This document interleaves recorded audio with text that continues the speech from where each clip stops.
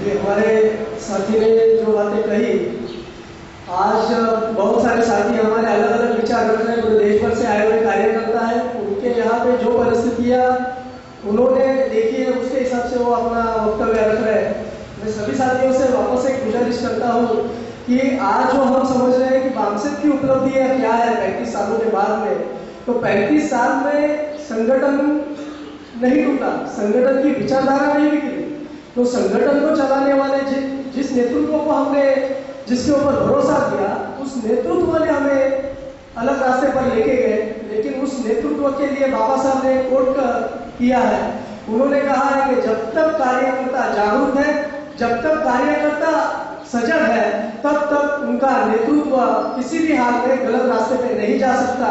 तो यहाँ पे जो बैठे हुए हमारे सारे कार्यकर्ता है वो सही नहीं थे, उसके वजह से हमारे संगठन में बिखराव आया।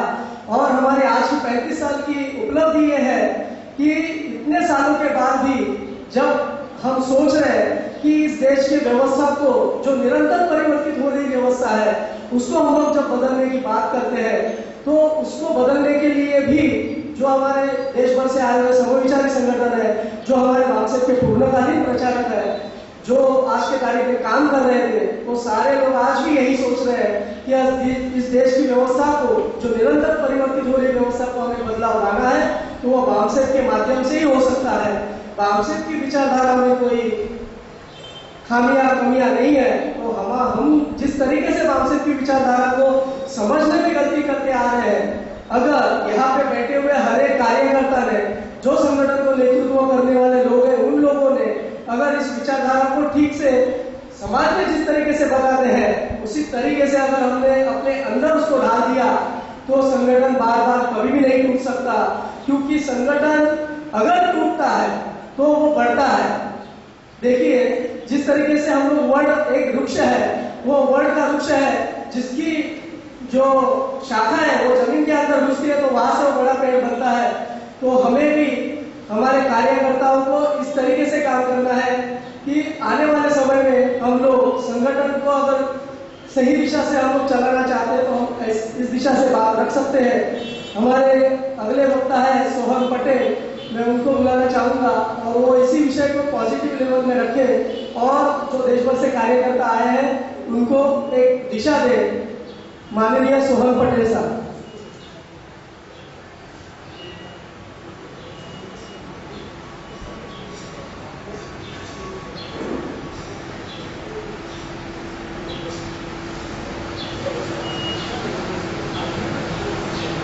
सभी देश भर से यहाँ पहुंचे सभी साथियों को जय निवासी। आज इस अवसर पर मुझे भी 5 मिनट का वक्त दिया है। जो आज देश भर का यह जो कार्यक्रम रखा गया है, हम भी 2 दिनों से चल रहे थे और आज यहाँ पहुंचे नागपुर में। यूनिफिकेशन के बारे में अभी जो संगठन देश भर में बामसेफ अलग अलग घरों में बटा हुआ है, इसके बाद भी निरंतर काम कर रहा है।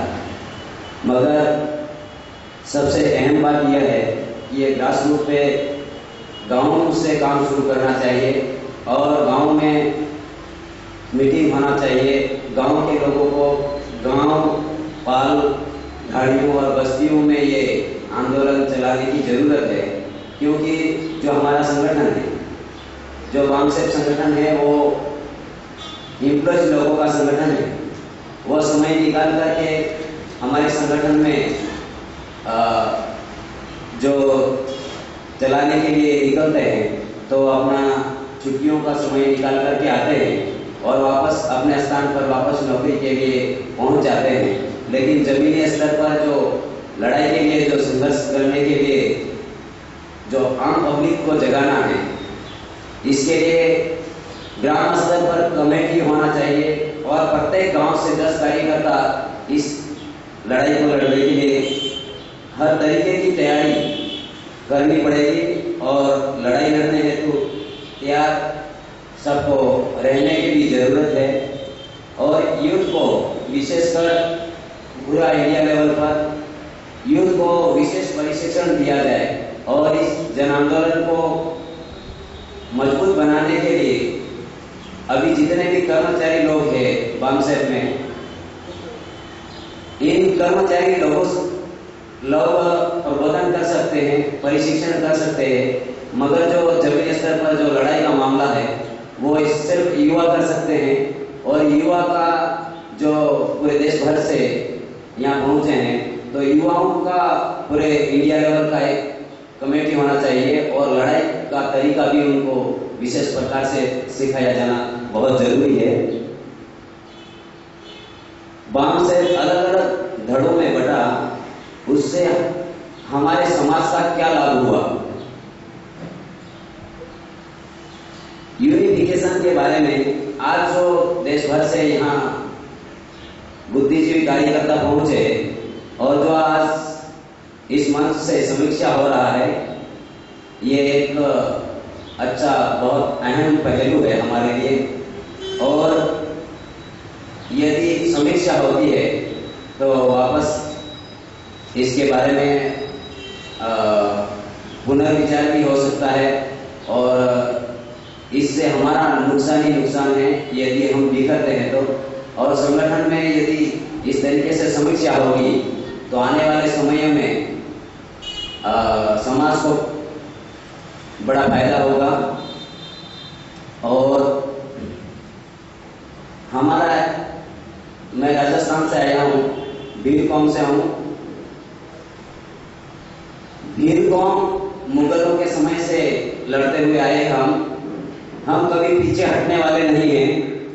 और लड़ाई हमने मुगलों के समय में भी लड़ाई लड़े थे और अंग्रेजों के समय में भी हमारे वहां पे 1500 से ज्यादा आदमी आदिवासी भील शहीद हो गए हैं और उनका इतिहास के पन्नों पर कहीं नामो निशान नहीं है। और आज भी यदि बामसेफ नाम का जो संगठन है वो हमारे गांव में, गांव पालों में, घाणियों में हमने संदेश जरूर बामसेफ का पहुंचा दिया है कि एक बामसेफ नाम का मूल निवासी संगठन पूरे देश भर में आंदोलन करने वाला है। इसके लिए हमारे गांव में आज भी पूरी तैयारी के साथ हर तरीके की तैयारी हमने कर रखा है। इसके बाद भी ये महत्वपूर्ण बात यह है कि लड़ाई किस तरीके से लड़ा जाए और वर्तमान परिस्थितियां क्या है देश में, इसके बारे में बामसेफ के माध्यम से या हमारे जो भी संगठन है जो लड़ाई लड़ने वाले, रेवोल्यूशन करने वाले, आजादी का आंदोलन चलाने वाले, इन सभी संगठनों से निवेदन है कि वो अपने करीबी जो गांव है, पाल है या जो पिछली बस्तियां हैं उनमें संदेश दें। और लड़ाई निश्चित है और 2020 के पहले यदि लड़ाई नहीं होती है या लड़ाई किसी भी तरीके से नहीं छेड़ते हैं देश में, तो जो हम आशाएं लेकर के बैठे हुए हैं ये आशाओं पर पानी फेरने जैसी बात है। इसलिए लड़ाई निश्चित तरीके से और अच्छे तरीके से यदि लड़ने का समय है तो यही समय है, ये अलग अलग बटने का समय नहीं है। हमको एक साथ मिल करके लड़ाई लड़ने की जरूरत है। जो आदमी यदि संगठन में नेतृत्व करने वाला भी यदि गलत नेतृत्व करता है तो जो पीछे जो उद्देश्य है वो हमारा उद्देश्य कभी मरता नहीं है। इसलिए आने वाले समय में हम हर हाल में तैयार रहेंगे। एक स्लोगन है हमारे वहां का, डूंगर ना भीला, भील प्रदेश ना भीला, कभी नहीं पड़ेगा ढीला।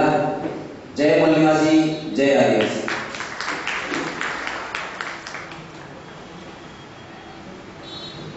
हमारे सोहन पटेल साहब राजस्थान से है, जो राष्ट्रीय आदिवासी एकता परिषद ये संगठन का वहाँ से प्रतिनिधित्व करते हैं। अभी हमारे अगले वक्ता होंगे माननीय प्रमोद कावले, जो छत्तीसगढ़ से है, जो मूल निवासी अधिकार परिषद ये चलाते हैं। तो मैं उनको बुलाऊंगा, माननीय प्रमोद कावले।